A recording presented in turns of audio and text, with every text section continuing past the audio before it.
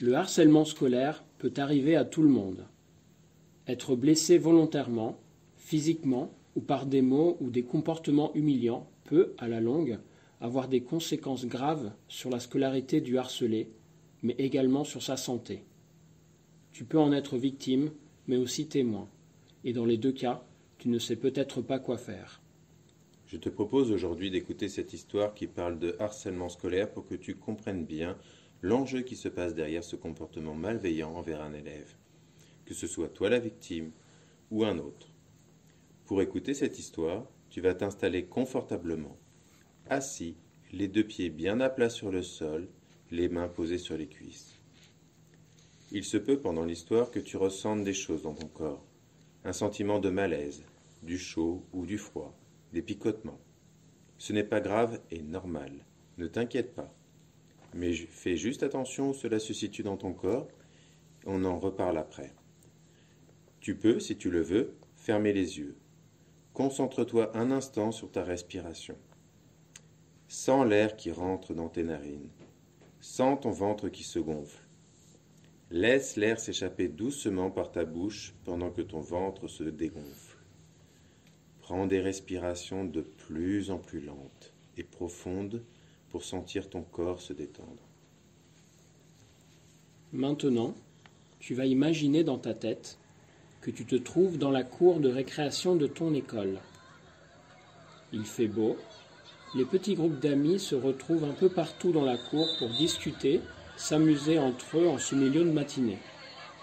Tu entends autour de toi les brouhahas des conversations, les cris, les rires. Tu sens les parfums particuliers de cette cour de récréation que tu connais si bien. Tu repères les personnes que tu connais, tes amis, les maîtres et maîtresses. Avant de rejoindre ton groupe d'amis, tu décides d'aller te laver les mains et tu diriges tranquillement vers les toilettes. Quand tu entres, tu entends un grand bruit, comme une porte qui se ferme violemment. Tu décides de ne pas faire de bruit pour écouter ce qui se passe. Alors, le petit chouchou de la classe, tu as encore une bonne note au contrôle de notes? Je me demande comment on peut avoir des bonnes notes avec une tête pareille. C'est pas possible d'être aussi moche. Et tes parents, ils ont pas d'argent pour t'acheter des fringues ou quoi? C'est quoi ce style-là? Mais tu ressembles vraiment à rien. Moche, gros et bon élève. Il a tiré le gros lot celui-là. Hein. Heureusement qu'on est là pour s'occuper de ton cas, mon petit. Hein.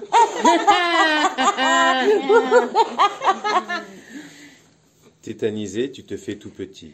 Tu n'oses plus bouger. Tu te demandes à qui parlent ces trois élèves dont tu as reconnu les voix.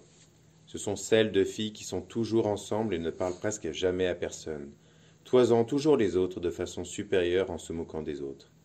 Elles sont dans ta classe, mais tu ne leur as jamais parlé et tu n'aurais jamais pu deviner qu'elles puissent dire des choses aussi méchantes. C'est quand même pas de ma faute si j'ai des bonnes notes. Je travaille, c'est tout.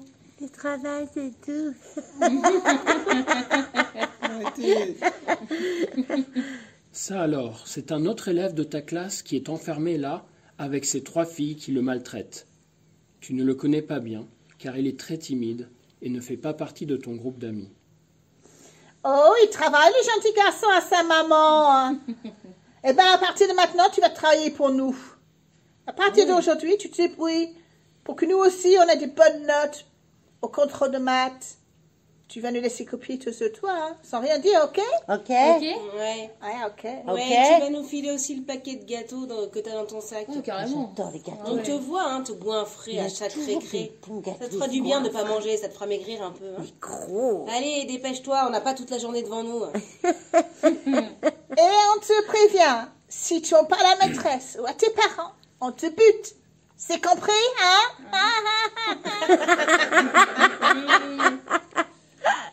Tu sors discrètement des toilettes en faisant bien attention qu'on ne t'entende pas. Tu laveras tes mains à un autre moment. Là, tu as surtout hâte d'aller raconter à tes amis ce que tu viens d'entendre. Une fois dehors, tu cours les rejoindre pour leur expliquer ce que tu viens de vivre.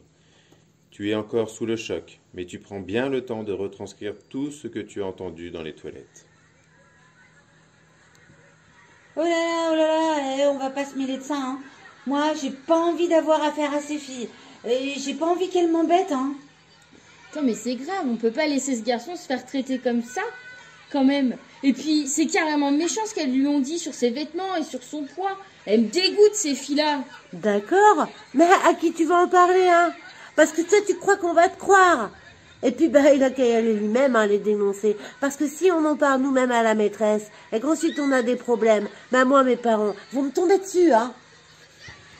Tu es très ennuyé, car tu comprends que tu viens d'entendre quelque chose de grave, et que ce n'est pas aussi simple de dénoncer cela. Tu te rends compte que chacun a une opinion différente. Il y a ceux qui ne veulent pas s'en mêler, ceux qui s'en fichent un peu car ce garçon n'est pas leur ami, ceux qui trouvent cette situation injuste et aimeraient faire quelque chose, mais ont peur de prendre parti et de se faire embêter à leur tour. La fin de la récréation approche, et tu prends une décision. Tu laisses tes amis discuter sur ce sujet délicat entre eux, et tu t'approches du garçon, qui est maintenant seul, sous le préau. Tu lui dis que tu as entendu tout ce qui s'est passé il y a quelques minutes et que tu es prêt à l'accompagner voir la maîtresse, pour tout raconter. Ça fait au moins un mois qu'elles me font ça. Puisqu'à chaque fois que je dois aller aux toilettes, elles me suivent, m'enferment et me demandent des trucs. Mes stylos, les gâteaux. Une fois, elles m'ont pris mon blouson et j'ai dû mentir à mes parents et dire que je l'avais perdu. J'en ai marre. J'ai mal au ventre à chaque fois que j'arrive devant la grille de l'école. La nuit, je fais des cauchemars et j'ai des mauvaises notes. Je deviens le dernier de la classe pour qu'on me laisse tranquille. La sonnerie indiquant la fin de la récréation retentit.